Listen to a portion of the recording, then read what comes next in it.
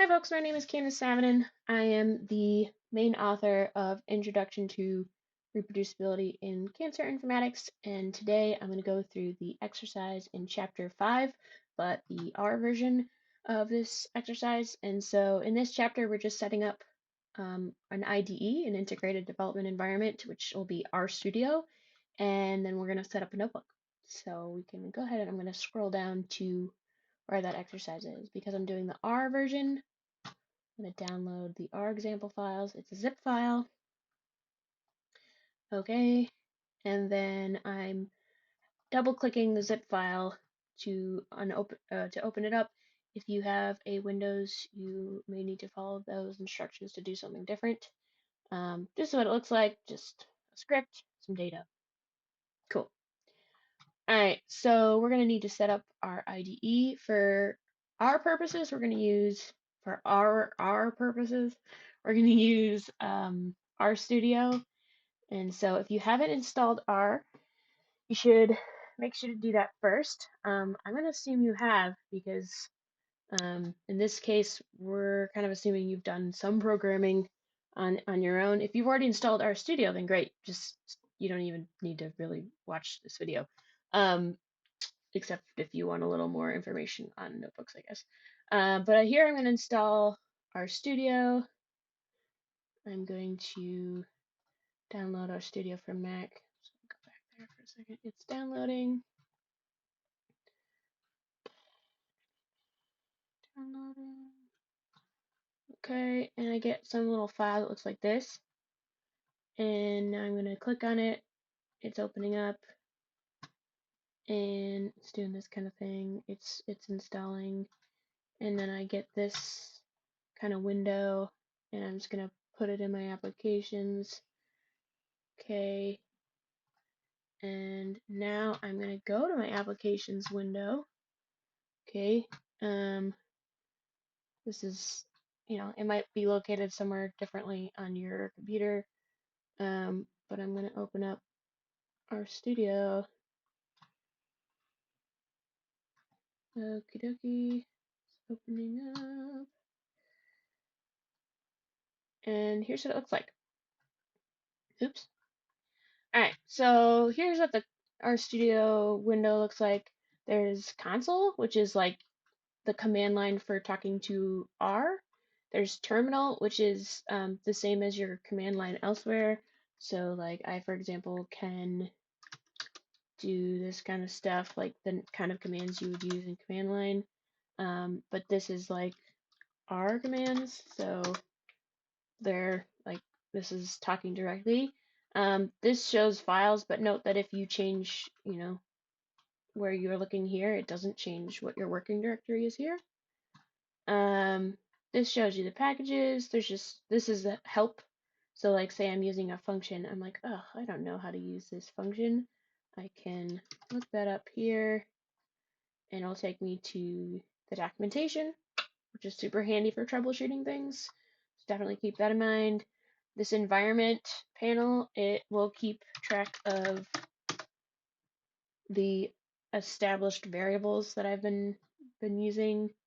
And that's kind of the main stuff you'll need on a day-to-day basis. You can clear objects from here by using this little broom, but that won't clear packages though. So when you want to restart your session, and we'll get a little bit to that. So actually, we'll come back to that. So to make a notebook, we go to File, R notebook, and now we have, this is the standard R notebook it prints out for you, which already has some stuff to get you started. So this is all Markdown language, which is super, it's like shorthand for HTML. So it's super handy to write your notes when you're going along and you're making your analysis. So, like I would probably delete all this stuff and maybe change the title of this to heat map example. This is a header. There's a lot of different options for this header.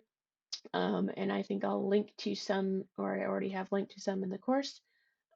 So here we can just say heat map example in R, and we don't really have a heat map yet, but This is a code chunk. So whenever we have code, see, this is not code right now. This is just me writing stuff for documenting purposes. I can write whatever in Markdown format. And this is actual code. So if I run this, which I click this little play button here, it prints out a plot.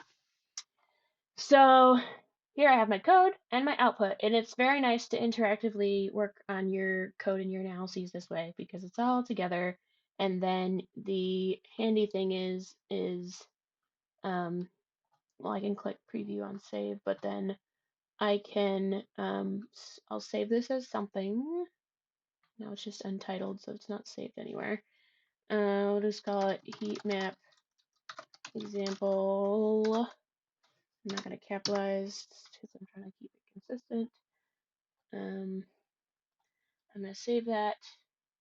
Oh, it doesn't like that. Let's see. I think I can just run all. There we go. And now I can save. Oh, it doesn't like that. What is happening? I'm not going to do that. That was weird. Let's not do that. Now I'm going to save. And now if I go to my files, it'll automatically open up the notebook HTML. And then this is the nicely rendered version. Okay, so we have one notebook chunk, but what if we want to add more notebook chunks? You can do it using the descriptions that they have here, but you can also just type it by hand, which is what I always end up doing. Or you can, somewhere you can just tell it through this way. I don't know, I honestly don't do it this way, so I always forget.